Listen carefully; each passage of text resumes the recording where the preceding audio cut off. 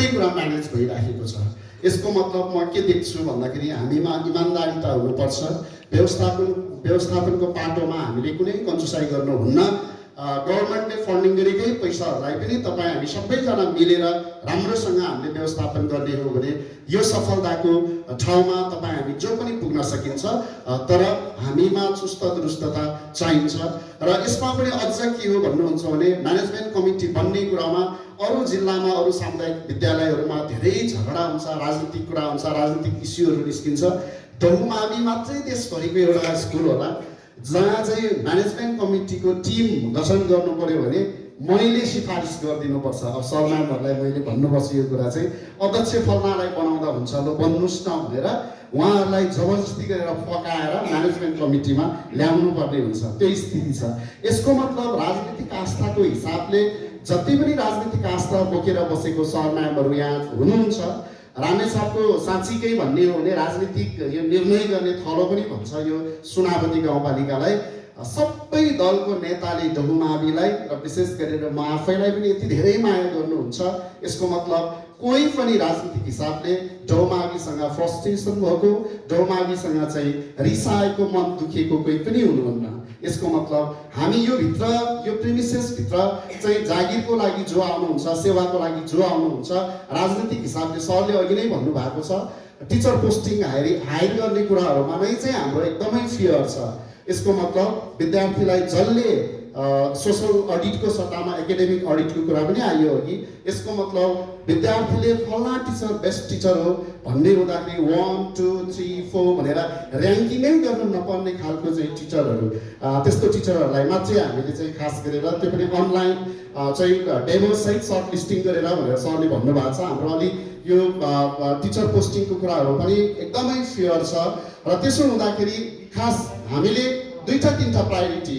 यसको मतलब हामीले हाम्रो क्रियाकलापहरू टिचरले गरेको क्रियाकलाप एज अ म टिचरले गरेको मेरो क्रियाकलापले कम्तीमा पनि विद्यार्थी बाबु नानीहरूको मन दुख्नु हुँदैन भन्छौँ हामी। र यहाँ जति पनि स्थानीय चाहिँ अभिभावकहरू हुनुहुन्छ उहाँहरूको त आफ्नो बाबु नानीहरूको चाहिँ अभिभावक यतै छ। हामीसँग 300 जना विद्यार्थी जोडिँदाखेरि 300 जना विद्यार्थीको अभिभावक भनेको बाबा भनेको मम्मी भनेको हामी आफै हो। त्यसो हुँदाखेरि कहिले हामी बाबु नानीहरूको आफ्नो बाबा बन्नुपर्ने कन्डिसन हुन्छ, कहिले हामी चाहिँ अङ्कल बन्नुपर्ने कन्डिसन हुन्छ। धेरै धेरै धेरै यो सबै कुराहरू सेयरिङ गर्दाखेरि कता कता मन धेरै छुन आउँछ। सरम्यामहरूलाई एउटा कुरा मैले थोरै के जोड्न चाहेँ भन्दाखेरि हाम्रो परिवारमा 5 जना सदस्य हुन्छ। अहिलेको त सानो हुन्छ फ्यामिली चाहिँ मेम्बर पनि। त्यसो हुँदाखेरि हामी 5 जनामा त कहिलेकाहीँ डिबेट हुन्छ, के कुरा मिल्दैन, कता के हुन्छ, अनब्यालेन्स हुन्छ भनेपछि लगभग 300+ को विद्यार्थी र टिचरको टिम 24 घन्टा खानपिनको कुरा, बसाइको कुरा, अनि एकले अर्कालाई गर्ने व्यवहारको कुरा, आज एक दिनको कुरा होइन, भोलि एक दिनको कुरा होइन, वर्षौँ दिनको कुरा छ। धेरै धेरै धेरै यो साइकोलोजिकल कुराहरूदेखि लिएर सबै कुराहरू एकदमै डिपली जानुपर्छ। र त्यसो हुँदाखेरि यो खालको अभिभावक बन्नको लागि सानोतिनो मेहनतले चाहिँ हुँदैन। त्यसो हुँदाखेरि हाम्रो जनप्रियमा त्यो अभ्यास गर्नुपर्ने स्थिति हुँदैन। किन भन्दाखेरि चाहिँ भ्याली नजिक, सहर नजिक भएको कारणले गर्दाखेरि हजुरहरूलाई त्यति धेरै कष्ट छैन। हामीले चाहिँ रियलमा भन्दाखेरि टिचिङ फिल्डमा आएर खास जागिर चाहिँ कस्तो जागिर खाइयो भन्दाखेरि निराशा चाहिँ कहिले पनि छैन। यति धेरै प्रेसरमा काम गर्दाखेरि एकदमै ह्याप्पी चाहिँ छौँ। तर रियलमा जिन्दगी र यो शिक्षण पेसाभित्र रहेको चाहिँ ठाउँमा भएर यो इन्भाइरोमेन्टमा यति धेरै मान्छेसँग चाहिँ सदाबहार 24 घन्टा इन्टरेक्सन गरेर खुसी भएर रोएर हाँसेर चाहिँ गरेको यो जुन हाम्रो चाहिँ सेवा छ, यो सेवाले चाहिँ साँच्चीकै गर्व मिलेको छ। त्यसो हुँदाखेरि यतिको स्ट्रगल हजुरहरूले गर्नु पर्दैन। मैले टिम हेरिसकेको छ, प्रिन्सिपल सर एकदमै यङ हुनुहुन्छ। अनि यहाँ सबैमा हेर्दाखेरि मलाई जहाँसम्म लाग्छ म चाहिँ एजको हिसाबले, एज फ्याक्टरको हिसाबले म चाहिँ लगभग रिटायरमेन्ट लिनुपर्ने कन्डिसनको छ। भनेपछि जनप्रियको इतिहास हिजोको अहिलेको जे छ त्यसलाई अझ पनि प्रोग्रेसिभ गर्न सक्ने तपाईँहरूको टिम मेम्बरहरू चाहिँ राम्रो हुनुहुन्छ जस्तो मलाई लागिराखेको छ। त्यसो हुँदाखेरि हजुरहरू अत्यन्तै इन्करेज हुनुहोस्। हामी त भूगोलको हिसाबले ठगिएको छ। अब व्यवस्थापनको हिसाबले चाहिँ सरकारको निकायहरूबाट हामीलाई बजेट विनियोजनकोदेखि लिएर सबै कुराहरूमा ब्याक छौँ हामी। तर तपाईँहरूको यतिको चाहिँ समस्या त्यहाँ नहोला भन्ने मलाई लागेको छ। र त्यसो हुँदाखेरि युनिटी एकदमै स्ट्रङ बनाइदिनुहोस्। मलाई जहाँसम्म लाग्छ सरको टिममा खासै टिम फ्याक्सन नहोला जस्तो लाग्छ। हाम्रो जस्तो कम्युनिटी स्कुलमा सबैले भन्ने कुरा पनि त्यही हो, युनिटी हुँदैन। अनि हेड सरले टिचरले मैले चाहिँ हिरा सरसँग गरेको बिहेभ फरक हुन्छ, अनि हिरा सर बाहेकको अरूसँग गर्ने व्यवहार अर्कै छ, अनि कसरी हामीले राम्रो गर्नु जस्तो गुनासोहरू पनि उठिराखेको देखिन्छ। र त्यो खालको गुनासो तपाईँ हाम्रो स्कुलमा, यो दुईटा स्कुलमा चाहिँ हुँदैन जस्तो लाग्छ, त्यो हुनु हुँदैन। र मैले सर म्यामहरूलाई के कुरा गर्छु भन्दाखेरि व्यक्तिगत जीवन तपाईँ हाम्रो सबैको छ, तर हिरा सर र मेरो चाहिँ व्यक्तिगत जीवनको कुरा गर्नुहुन्छ भने हजुरले सुन्न चाहनुहुन्छ भने तपाईँहरूलाई अनौठो लाग्छ। त्यतिसम्म क्रूर भएर पागल भएर यो स्कुल बनाउन लागेको कारणले यो अनलकन्टार भूमिमा हजुर यात्रा गर्दाखेरि दिगदार भएर आएको कन्डिसनमा पनि यो इन्भाइरोमेन्ट भित्र तपाईँ एकदमै ह्याप्पी भएर बस्न सक्नुहुन्छ। यसको पछाडिको रिजन भनेको मेरो खुसी, मेरो आफ्नो व्यक्तिगत जीवन, मेरो पारिवारिक जीवन मैले सबै सकाएको छु। हिरा सरले आफ्नो व्यक्तिगत जीवन सबै सिद्ध्याएर बस्नु भएको छ। त्यही भएर मैले के भन्छु भन्दाखेरि त्यहाँसम्म तपाईँ डिपली जानु पर्दैन हाम्रो स्कुल उठाउनलाई। तर यहाँ चाहिँ त्यति गहिराइसम्म जानुपर्ने रिजन किन त भन्दाखेरि -18,000 ऋणमा एउटा तामाङ केटो 21 वर्षको उमेरमा मलाई हेड टिचर बनाएको।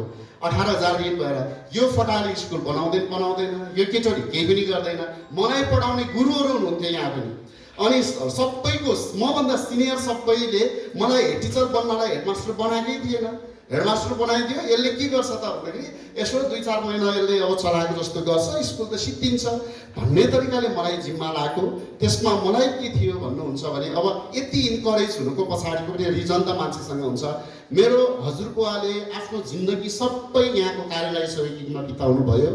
मेरो बाबाको पुस्तामा आइसकेपछि पनि बाबा पनि पिउन जागिर खानुभयो। त्यो बेला पिउन अहिले कार्यालय सहयोगी शब्द परिमार्जन भएको छ। बाबाले त्यसरी आफ्नो जिन्दगी बिताउनु भयो र बाबाले कार्यालय सहयोगीको रूपमा काम गरिरहेको अवस्थामा मैले यहाँ टिचर बन्ने अवसर पाइयो, त्यो अपर्च्युनिटी पाइयो। र त्यसो हुँदाखेरि मलाई चाहिँ मेरो बाजे र मेरो बाबाको, मेरो पुर्खाको बारेमा याद हुन्थ्यो।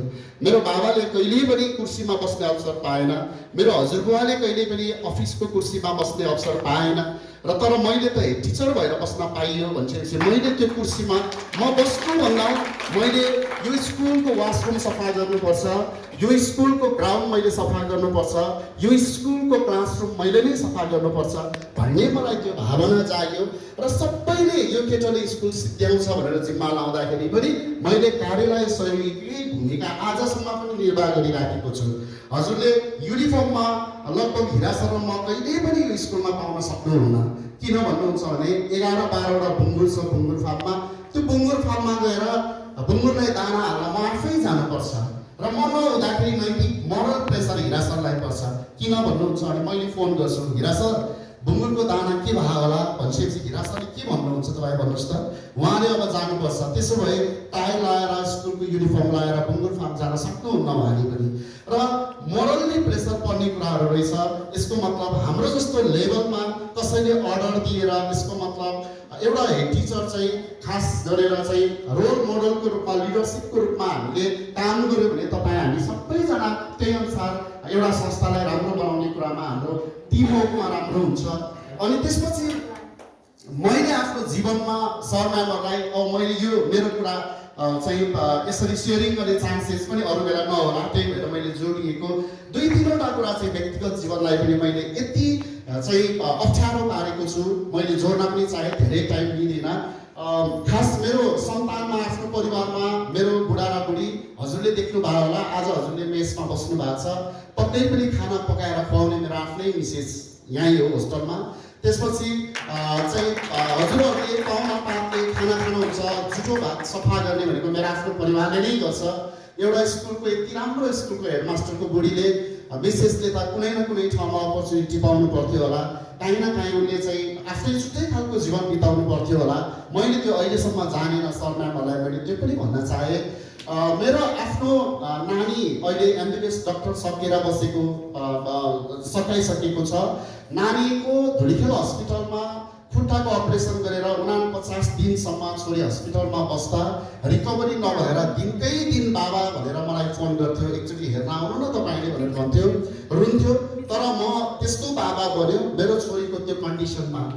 अपरेसन थिएटरमा बसेर छोरी रोएर मेरो ट्रिटमेन्ट भएर के गर्नुहुन्छ भनेर रोइराख्दा पनि यो बाबा कुन खालको बाबा भने मलाई थाहा छैन, तर छोरीलाई मैले राम्रै गर्न सकेपछि र छोरी अहिले डक्टर पनि बनिसकेको छ। त्यो बेला मैले 49औं दिनसम्म छोरी रुँदा मैले एक दिन पनि मेरो छोरीको लागि टाइम दिएन। एउटै मात्रै मेरो जीवनसँग जोडिएको श्रीमतीको खुट्टा चाहिँ एक्सिडेन्ट भएर खुट्टा भाँचियो। यो डाँडाबाट मैले एम्बुलेन्स बोलाएर एम्बुलेन्समा हालिदियो। खुट्टाको जस्तो केसमा तपाईँ बुझ्नुहोस् कति जटिल हुन्छ। मैले उसलाई एउटै मात्रै शब्द भने, तिमी एम्बुलेन्समा चढिसक्यो, तिम्रो माइतलाई फोन गर, हस्पिटलको बेडमा गएर तिमी उपचार गर, त्यसपछि तिमी आफै आऊ भनेर मैले पठाइदियो। सायद सम्भवतः म अहिले सोध्छु त्यो बेला मेरो मिसेसले गलत कुरा मसँग सोचेको भए सायद मेरो यो अहिलेको पारिवारिक सम्बन्ध हुँदैन थियो होला, डिभोर्सको केस हुन्थ्यो होला। किनभने त्यो कन्डिसनमा पनि आफ्नो जीवन सङ्गिनीलाई मैले साथ दिन नसक्नु भनेको त्यो जीवन सम्बन्ध कस्तो होला। तर यति खुसी चाहिँ अब खासै अहिलेसम्म पनि उसले गुनासो गर्दैन। त्यसपछि बाबु, मेरो अर्को सन्तानमा एउटा बाबु, र बाबुको चाहिँ कानको अपरेसन गर्नलाई कान्तिपुर हस्पिटलमा बानेश्वरमा लिएर चाहिँ उपचार गर्नु पर्यो, अपरेसन गर्नु पर्यो। लगभग 15 दिनसम्म हस्पिटलमा अपरेसनको चाहिँ बेडमा सुतेर बस्यो। तर मैले मेरो छोराको लागि टाइम दिएन सर म्यामहरू, र स्कुल म बनाउँछु भनेर बसेको। र अनि मेरो भाइ एकजना र म अनि दिदी र भाइको वैवाहिक कार्यक्रम तपाईँ हामीलाई अनौठो लाग्छ। आफ्नो इष्टमित्रदेखि लिएर पाहुनापात सबै जोडिन्छ राम्रो नराम्रो काममा। तर मेरो आफ्नै भाइको वैवाहिक कार्यक्रमलाई मैले बहिष्कार गरेँ। आफ्नो दिन तयारी छु, तर मैले आफ्नो फिजिकल्ली चाहिँ उपस्थित भएर तिमीलाई आशीर्वाद दिन मैले सक्दैन। किन भन्दाखेरि मसँग जोडिएको एउटा स्कुल छ। यो स्कुल बिग्रेको स्कुल हो, सडेको स्कुल हो, र मेरो काममा यो स्कुल बनाउने जिम्मा छ भनेर मैले मेरो भाइको वैवाहिक कार्यक्रमलाई पनि साथ दिन सकेन। र यति हुँदाहुँदै अब छोराछोरीले यहीँबाट पढ्यो। बाबुले उसमा एससीमा 3.96 जिपिएमा यहीँबाट चाहिँ पास भयो। सायद सम्भवतः कोही पनि टिचर, मैले हिरा सरलाई पनि भन्ने गरेको छु, अरू सरहरूलाई पनि, कोही टिचर नहोला जसले त्यति धेरै राम्रो क्लासकै फर्स्ट, उसले धेरै पटक स्कुल फर्स्ट गरेको फुच्चे। अनि बाबुलाई मैले भने, बाबु तिमी के गर्ने, मेडिकल पढ, दिदी पनि पढेको छ भनेर भन्छेपछि होइन बाबु म मेडिकल पढ्दैन भने, तिमी के गर्छौ त भनेको म इन्जिनियरिङ पढ्छु नि। कुन इन्जिनियरिङ भनेको कम्प्युटर इन्जिनियरिङ नि। ल त्यसो भए तिमी टाउ 11-12 पढ, हुन्छ भनेर भनेको। हुन्छ बाबु हजुरले भन्नुहुन्छ भने म पढ्छु भन्यो। उसलाई मैले 11-12 यहीँ पढाएँ सर, यहीँ पढाएँ। अनि उसले चाहिँ 12मा 3.87 हुन्छ 3.87 त्यति जिपिएमा पास भयो। र बाबुलाई मैले के भने भन्दाखेरि, छोरो तिमीलाई अरू केही पनि थाहा छैन मलाई, तिमी राम्रो मान्छे हो। तिमीसँगै पढेको साथीहरूमा 2 जना साथीले जिपिए 4 सहित एससी पास आउट गर्यो। त्यसपछि उनीहरूले राम्रो राम्रो कलेज छान्न गयो। 5-7 लाख रुपियाँ खर्च अभिभावकले गर्यो, हाम्रो स्कुललाई पत्याएन। आज तिमी फेरि 12सम्म यहाँ पढ्यो, क्लासकै फर्स्ट हो, तर 12को रिजल्टमा 3.92 अर्कोले ल्याइदियो, तिमीले 87 चाहिँ ल्याइदियो। अब तिमीसँग क्षमता छ त केटो, तिमी युएस ट्राई गर, त्यसपछि सफ्टवेयर इन्जिनियर बन ल भनेर मैले भन्यो सर, के अरे सर म्यामहरू। त्यसपछि बाबुले ट्राई गर्यो, एकैचोटि भिजा लाग्यो। अहिले बाबु युएसमा फुल स्कलरसिप चाहिँ पाएन, उसले 75% स्कलरसिपमा अहिले मजासँग यहीँबाट चाहिँ 4 पास आउट भएर उसले युएसमा गएर मजासँग पढिराखेको छ। भगवान्ले पनि यो कुराहरू जुराउँदा रहेछ जस्तो मलाई लाग्छ। यो सम्बन्ध हजुरसँगको भेटघाट मैले चाहेर मेरो सम्भवै छैन। यसको मतलब मैले सरलाई म चाहिँ जनप्रियको सरसँग म एकदम चाहिँ नजिक बसेर म गफ गर्छु भनेर मेरो इच्छाले मैले सम्भव छैन। यो सबै जुराएको भनेको मेरो हजुरहरूको राम्रो कर्मको कारणले भएको भेटघाट हो। त्यही भएर हजुरहरू निराशा नभइदिनु होला, मैले त्यति भन्छु। र मैले जतिको यो सबै त्याग्नुपर्छ, यति दुःख गर्नुपर्छ, आँसु बगाउनुपर्छ जीवनमा, त्यो पनि नमानिदिनुहोस्। तर के हो भन्दाखेरि यस्तो अनकन्टार भूगोलमा रहेको यो स्कुल पढेको देख्दाखेरि हामी सधैँ सदरमुकाम के अरे राजधानी भनेर हेटौँडा जाँदाखेरि हजुरको आँगनबाट गेटबाट देखेको त्यो स्कुलको भवनको याद मलाई यति धेरै आउँछ। मैले सरलाई भन्छु भाग्य कस्तो हो, भूकम्प नआइदिएको भए अरूको स्ट्रक्चर यति राम्रो बन्दैन थियो। भूकम्प अगाडि बनेको स्ट्रक्चर छ यो, जम्मा एउटा उयो लामो नै यो एउटा छ स्ट्रक्चर भूकम्प पछि बनेको। अनि भाग्यले ठगेको भनौँ कि के भनौँ, अनेक गरेर दुःख कष्ट गरेर बिल्डिङ स्ट्रक्चर बनायो, तर एडिबी र इन्डियन एम्बेसीको बिल्डिङ बनाउनै पाएन। किन त भन्दाखेरि भूकम्पभन्दा अगाडि नै आफ्नो त बिल्डिङ स्ट्रक्चर बने, स्पेस छैन सर। अनि त्यसपछि मन दुख्छ। त्यही भएर त्यति राम्रो राम्रो बिल्डिङ स्ट्रक्चर छ, 2000 भन्दा बढी विद्यार्थी सङ्ख्या रहेछ, हाम्रो स्टाफ टिम पनि ठुलो हुनुहुँदो रहेछ, तपाईँहरूको सङ्ख्या चाहिँ बढी छ। त्यसो हुँदाखेरि एकदमै युनिटी भनेको हाम्रो चाहिँ स्ट्रेन्थ हो, यसैले पावर दियो र त्यसो हुँदाखेरि एकता भएर हाम्रो जस्तो कम्युनिटी स्कुललाई राम्रो बनाउने भनेर हजुरहरू लाग्नु भएको छ र त्यसो हुँदाखेरि म पनि अत्यन्तै खुसी छु र मलाई जहाँसम्म लाग्छ जनप्रियको गेटबाट म पनि हजुरहरूसँग एकचोटि भेटघाट गरेर हिरासम्म आउनेछु र अरू भलाकुसार धेरै गरौँला। हजुरहरूको यात्रा शुभ रहोस्। खास शैक्षिक भ्रमण सँगसँगै केही कुरा सिक्ने कुरामा हजुरहरूले यहाँ भेट्नु भएको छ, यसको लागि हार्दिक कृतज्ञता व्यक्त गर्दछु र यति भन्दै मेरो छोटो भनाइ र हजुरको क्वेसनमा मैले एन्सरिङ गर्न सकेन, टाइम छैन, त्यसो हुँदा अन्यथा केही नमान्नु होला। भेटौँला फेरि पनि हस्त धन्यवाद।